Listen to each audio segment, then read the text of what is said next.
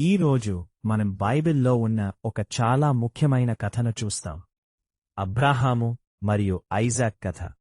ఇది కేవలం ఒక కథ కాదు, ఇది మన జీవితంలో విశ్వాసం ఎలా పనిచేస్తుందో చూపించే ఒక జీవంతమైన సందేశం. అబ్రాహాము దేవునిని చాలా నమ్మిన వ్యక్తి. అతను దేవునితో దగ్గరగా నడిచే వ్యక్తి. దేవుడు అతనికి ఒక గొప్ప వాగ్దానం చేశాడు, నీకు ఒక కుమారుడు ఇస్తాను అని. కాని ఆ వాగ్దానం వెంటనే నెరవేరలేదు. చాలా సంవత్సరాలు గడిచాయి. అబ్రాహాము ఎదురుచూశాడు, ప్రార్థించాడు, నిరీక్షించాడు. చివరికి దేవుడు తన మాటను నెరవేర్చాడు. అబ్రాహాముకు ఐజాక్ అనే కుమారుడు జన్మించాడు. అది అబ్రాహామా జీవితంలో ఎంతో ఆనందం తీసుకువచ్చింది.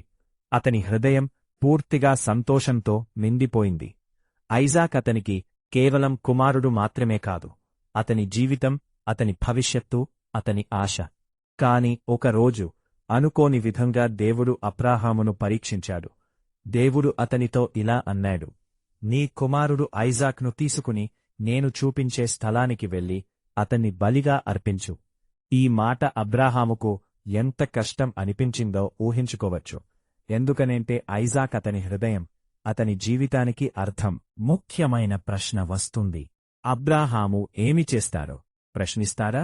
ఆగిపోతారా? వాదిస్తారా? కాని బైబిల్ చెబుతోంది, అబ్రాహాము దేవుని మీద విశ్వాసం ఉంచాడు. మరుసటి రోజు ఉదయాన్నే లేచి ప్రయాణం ప్రారంభించాడు. ఇది చాలా శక్తివంతమైన విశ్వాసం.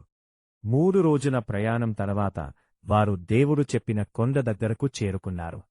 మార్గంలో ఐజాక్ తన తండ్రిని అడిగాడు, తండ్రి, బలికోసం గొర్రె ఎక్కడ ఉంది? ఈ ప్రశ్న చాలా సాధారణంగా అనిపించవచ్చు, కాని అబ్రాహాము హృదయాన్ని లోపల తాకింది.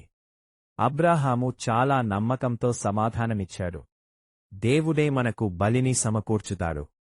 ఆదికాండము 28:8 వరకు. ఈ మాటలో భయం లేదు, సందేహం లేదు, కేవలం విశ్వాసం మాత్రమే ఉంది. వాళ్లు కొండపైకి వెళ్లారు. అబ్రాహాము బలిపీఠం నిర్మించాడు. చెక్కలను సిద్ధం చేశాడు. అతని చేతులు పనిచేస్తున్నాయి, కాని అతని హృదయం చాలా భారంగా ఉంది. అతను తన కుమారుడిని బలిపీఠంపై ఉంచాడు. ఆ క్షణం చాలా నిశ్శబ్దంగా ఉండి ఉంటుంది. ప్రపంచంలో ఒక తండ్రి తన కుమారుడిని అర్పించబోతున్న క్షణం. కాని అబ్రాహాము దేవుని మీద నమ్మకముంచాడు. అప్పుడే ఒక్కసారిగా స్వర్గం నుండి స్వరం వినిపించింది, అబ్రాహాము, ఆపు! నీవు దేవుని మీద నీ విశ్వాసాన్ని చూపించావు.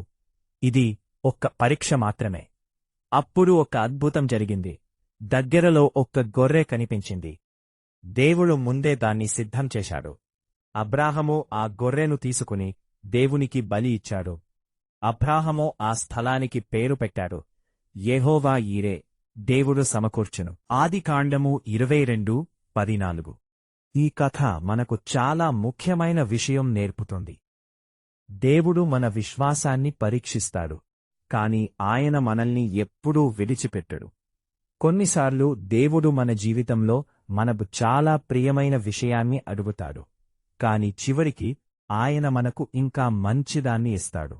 ఈరోజు నీవు ఏదైనా కష్టంలో ఉన్నావా? ఏదైనా కోల్పోతున్నట్టు అనిపిస్తుందదా? గుర్తుంచుకో, దేవుడు నిన్ను చూస్తున్నాడు. దేవుడు నీకోసం పనిచేస్తున్నాడు. నీ కథ ఇక్కడే ముగియలేదు. దేవుడు ఆలస్యం చేయవచ్చు, కాని ఆయన ఎప్పుడూ తప్పు చేయడు. దేవుడు తీసుకుంటే దానికంటే గొప్పది ఇస్తారు. ఈ వీడియో నీ హృదయాన్ని తాకితే కామెంట్లో ఆమెన్ అని వ్రాయండి. తెలుగు క్రిస్టియన్ మెలోడీస్ను సబ్స్క్రైబ్ చేయండి. మరిన్ని బైబిల్ కథలు మరియు దేవుని సందేశాతో మళ్ళీ కలుద్దాం. దేవుడు నిన్ని ఆశీర్వదించుగాక.